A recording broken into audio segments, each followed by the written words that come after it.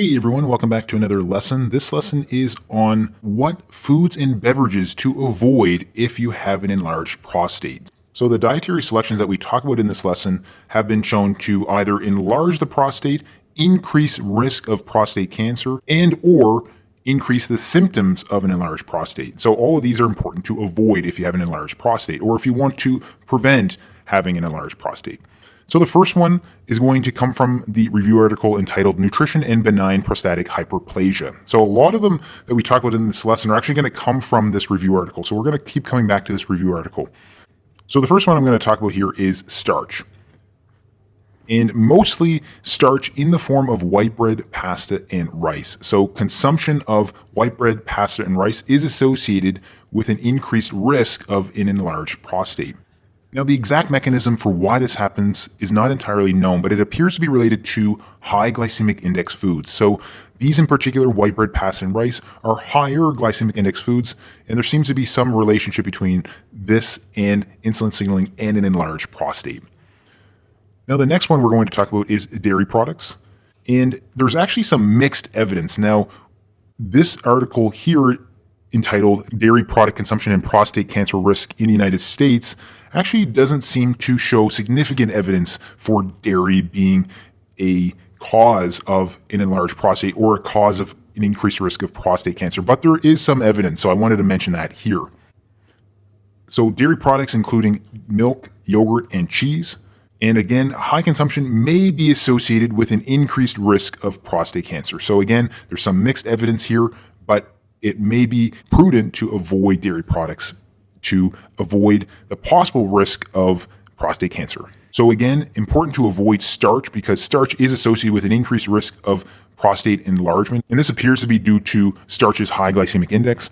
And then dairy products, although the evidence is mixed, there may be some association with increased risk of prostate cancer, especially when high consumption of dairy products is undertaken.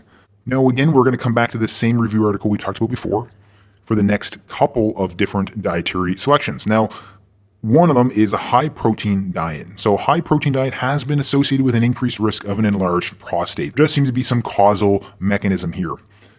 And it appears to occur with both animal and plant protein, but animal protein appears to be worse. So in the case of high protein diets, plant-based protein appears to be better than animal protein with regards to prostate health.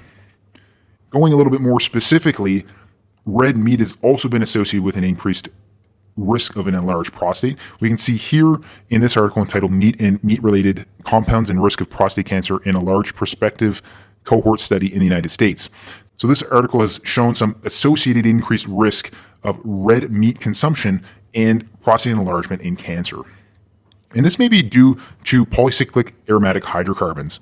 Now, you don't need to worry about what these are, but this is more particular to burnt red meat. So if you're grilling, barbecuing, those types of activities, and there's some burning or scorching of the meat, polycyclic aromatic hydrocarbons can be formed. And it does appear to be due to the formation of these compounds. So when we talk about red meat, a lot of times it could be the polycyclic aromatic hydrocarbons that are with the red meat, especially when they're grilled or barbecued. So again, important to avoid high protein diets, especially protein coming from animal sources. This appears to be related or associated with an increased risk of prostate enlargement.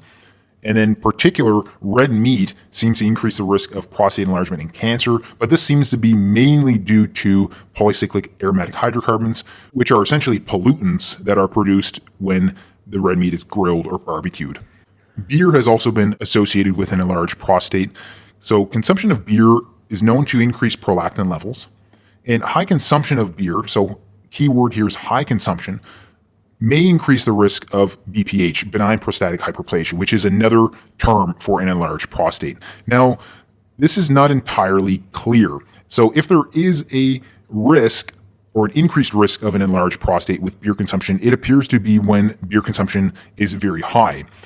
And it is different than other types of liquor or alcohol. So when other studies have looked at beer consumption when it's mild or moderate consumption, it actually may be protective against an enlarged prostate. But I wanted to mention that here, high consumption of beer may increase the risk of an enlarged prostate or benign prostatic hyperplasia, BPH. Because alcohol acts as a diuretic, it can increase the symptoms of an enlarged prostate. So it can increase the lower urinary tract symptoms. So symptoms of an enlarged prostate can be worsened with beer consumption.